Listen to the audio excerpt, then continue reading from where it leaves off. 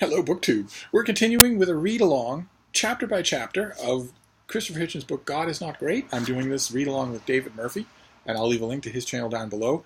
And we are examining this book, not in one lump video at the end of the month, but rather chapter by chapter every weekday. So we have two more chapters to do this week, then we'll take the weekend off, and then we'll continue on. We're just going to read a chapter a day until we are done with the book. And this, of course, a lot of you will know already, this is Christopher Hitchens' long-awaited and best-selling screed against organized religion, mainly against Christianity, although today the book swerves from that kind of emphasis, Christianity, of course, being the organized religion in which Christopher Hitchens was raised and educated. Today's chapter is chapter 9, and it is called The Quran is Borrowed from Both Jewish and Christian Myths. And this is, the book often digresses to talk about Islam, of course. How could it not? Since Hitchens' friend Salman Rushdie was put under a fatwa, under a sentence of death, by a Quranic religious scholar, a religious figure. So, of course, that was on Hitchens' mind. And in lectures that he gave all across the country, he wasn't shy about laying at the feet of militant Islam a whole host of problems. In fact, he is often quote-mined by the alt-right even today, as one of their original seers, pointing out that radical Islam is the bane of all existence and will bring civilization itself to an end. And a lot of his fellow new atheists, especially Sam Harris, took that theme and ran with it, and have made whole little careers out of saying that radical Islam is going to doom us all. And there have been times where it looked like that might be true. There have been times where the news cycle was dominated by not only unimpeded, unchecked Muslim immigration waves, but also lots and lots of Muslim terrorism, including, for anyone who's even remotely connected with the world of journalism, this is going to be the thing you remember most, including a number of high-profile, on-camera executions of journalists by Muslim extremists, by disguised Muslim extremists spouting dogma.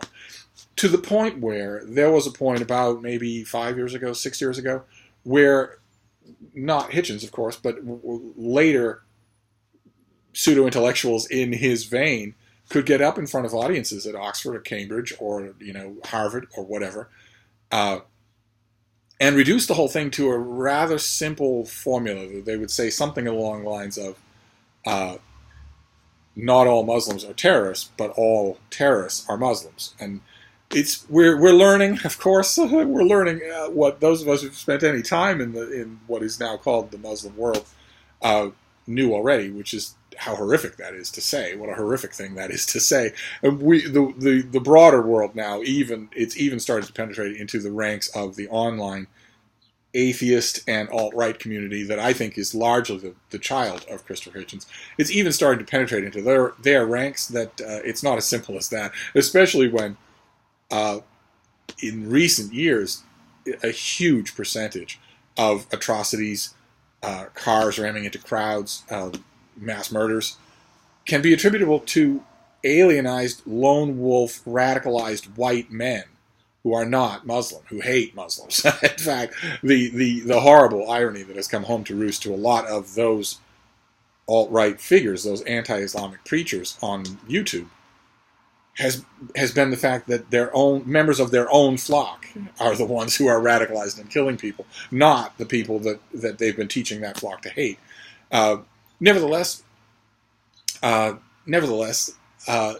is as guilty of as much horror, atrocity, and bloodshed as Christianity, and knowing that is what surprised me when I first read this chapter, and I reread it for this read-along, and I'm surprised all over again at how sedate this chapter is, how comparatively sober, to use a loaded word when it comes to Hitchens, how comparatively sober it is. Hitchens, the title, of course, gives away the game, that the Quran is a plagiarism, that it's an extended plagiarism, a pastiche of the Old Testament and the New Testament. And the bulk of the first part of the chapter is a fairly comprehensive and fairly good, a sound enough reading of the beginnings of Islam. Hey, baby, how you doing? Everybody was happy to see you last time. What about this time? There you are. There's my little baby. Oh. There's my little baby. There's my star. Here's your star. Here's your star. Here, let's put you back down. There you go. She's a little bit uncomfortable with me filming on this chair because I'm... Hello, baby girl. Oh. She's a little bit uncomfortable with me filming on this chair because we're not together. She knows I'm doing something, but I'm not with her. She's wandering around without me. I will fix that as soon as this video is over. But this is easier.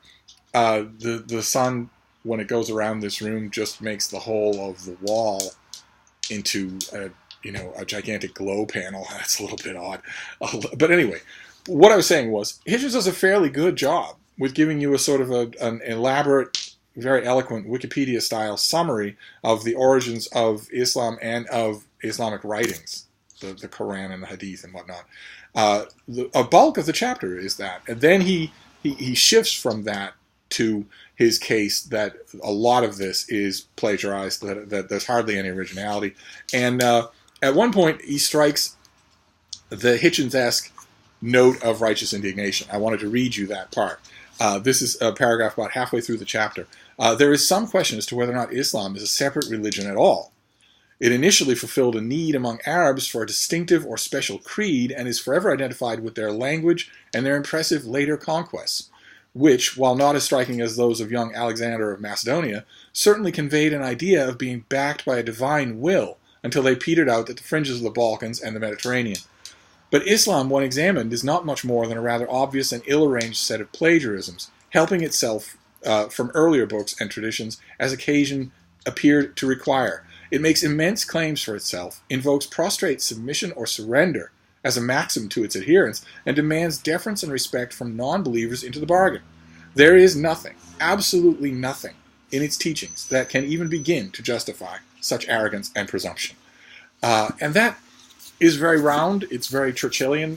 It's what you expect from the rhetoric of this book.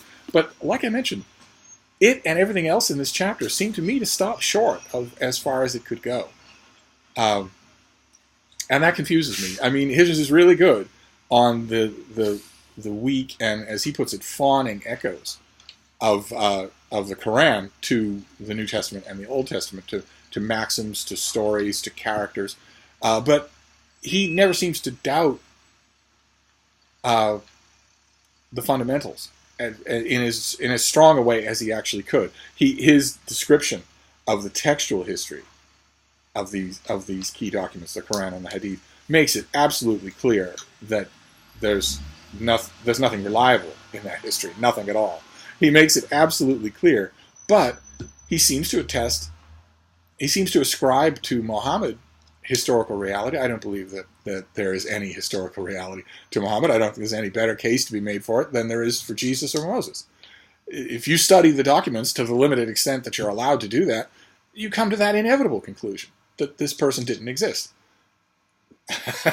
There's a yawning gap of time between the earliest record of any kind, and the earliest records of any kind are twofold. They are religious, and hence must be discarded as historical documents, and also the few non-Islamic scraps of mentions here and there clearly refer to the Muslims of Muhammad as that is a phrase. In other words, it's not a person they're referring to. It's a type of thing. It's no different than early non-Christian sources referring to Christians or Christians. These writers are referring to a movement that they had every reason to need to identify by name because it was sacking and pillaging villages all around them. Mentions like that don't in any way validate a historical existence of someone named Muhammad. They don't. Obviously they don't. But no, it's not only that, it's also that that the records don't go back anywhere near close enough to the time. And they would. We're not talking about, illiterate Nazareth here, or illiterate Palestine and fishermen and carpenters who never had to learn anything more than the letters of the alphabet in Hebrew school. We're not talking about that. We're talking about the 7th century at a crossroads of international culture and commerce. So the Muhammad and his original appearance and his original miraculous claims and whatnot, and his travels and whatnot, don't get to escape into the myths of an illiterate countryside in the Bronze Age. They existed as Muslim scholars and also as devout Muslims have said throughout the centuries. They exist in quote unquote the cold light of history, and that light is unforgiving. And if you turn that light on them, they vanish. There is no, as far as I'm concerned, there is no better grounds for saying that Muhammad ever existed than there is for saying that any of these other figures ever existed. And that's a blessing. I wish that religious people wouldn't get so offended when people bring that up. They ought to be happy that that's the case. Because look what happens when that doubt is gone. Look what happens, legitimate doubt. There is no legitimate reason to say that historical documents extend back to the time of Muhammad, much less chronicle him. No. But look what happens when they do. Look what happens when we do have historical, verifiable, non-religious documentation of the beginning of a religion. It is a tawdry spectacle, absolutely tawdry. Look at Scientology, look at Mormonism. These things are, if you go back and look at their beginnings, it's devastating. You want them to retreat into the mists of history. But Mormonism is an excellent example of what I was talking about. When you look at those non-Islamic early sources that are talking about the Muslims of Muhammad, they are clearly using that as a term of reference, not as a term of historical validation for a person's existence. Same thing with the Mormons. We have to call them something, and so we do. But me or you or anybody else referring to the Mormons is not me or you or anybody else affirming the existence of the angel Moroni. That's not how it works. So as far as I'm concerned, Hitchens could go much further in this chapter than he does. I think his condemnation is sweeping and eloquent. It was clearly meant as a sort of a one more lance in the battle of defending Salman Rushdie and tempting the Islamic world to come after him in a like way. And I hate to say this, but nevertheless, Hitchens was unbelievably competitive in all things. In all things. If you gave him a debate stage, and it was him and one other person debating one part of a story, whether it's capital punishment or religion or whatever, and there were two people debating the other side. Even if the person on his side was an old and dear friend of his or his brother, even when that was the case, Hitchens wasn't just competing against the other side. He was also competing against his own compatriot. In terms of time, he would trounce all over time in a debate, the time that had to be taken from his teammate. And he didn't care. And anything could spark that. He was one of the most competitive people in the world of letters, in the Republic of Letters, and that's corrosive. A little bit of that is fine, but to have it consume you so completely is corrosive. And you don't have to dig deep in the subtext of the chapter that we're reading today to see a kind of sick competition with Salman Rushdie. Not with Salman Rushdie's literary fame, but with Salman Rushdie's literary fate. You can see in this chapter a kind of yearning for a fatwa that never actually, as far as I know, ever happened. That's psychoanalyzing Christopher Hitchens, and I'm good at that, but there's no place in this read-along. So that is our chapter for today. I'm going to try and do one of these videos without going to 30 minutes. Kind of odd. David and I are not coordinating this at all. We're not chatting on Voxer about our favorite, teenage pop band stars or whatnot. We're not coordinating at all. So I don't know what he's going to say about any chapter until he makes a video. And it's always it's a little embarrassing. I know I already have something of a reputation on BookTube, at least the small corner of BookTube that'll have anything to do with me. I already have something of a reputation as going on at great length. I mean, it's not just that the videos themselves are long, it's that there are 5 of them every day. But even so, it's a little bit wince-inducing when David and I are talking about the same chapter and he takes 10 minutes at most and I'm going on for 30 minutes and then forcing myself to stop. So I'm gonna stop this one at 15 minutes and see if that works. This is a straightforward chapter, one of the most straightforward chapters in the book. It doesn't do a whole lot of wandering around. It mostly just serves up Islam in the same way that most of the rest of the book serves up Christianity. And it is to Christianity that we are returning in tomorrow's chapter.